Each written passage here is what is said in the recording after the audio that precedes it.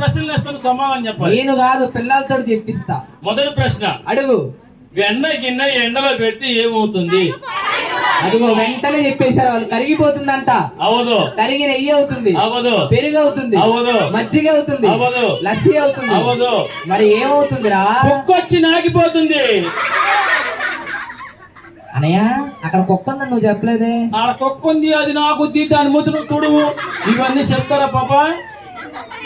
సరే రెండో ప్రశ్న వదులు.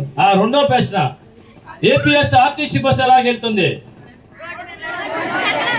వెళ్ళదు. వెళ్ళదు. వెళ్ళదు. వెళ్ళదు. వెళ్ళదు. నువ్వే చెప్పాను. ఏపీఎస్ ఆర్టీసీ బస్ ఎలాగెళ్తుందంటే ఎలా వెళ్తుంది? కండక్టర్ రెక్కి రైట్ రైట్ అంటూ పోతుంది. సరే మూడో ప్రశ్న వదులు. మూడో ప్రశ్న, ఎగురుతుంది, ఎక్కడికి వెళ్ళదు అక్కడే ఉంటది. తెలుసు నాకు. చెప్పమ్మా.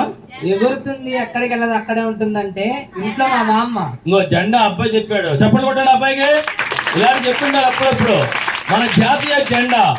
ఇప్పుడు మనం బాల్య వివాహం గురించి తెలుసుకున్నాం కదా. బాల్య వివాహం జరుగుతుంటే ఎవరికి ఫోన్ చేయాలి?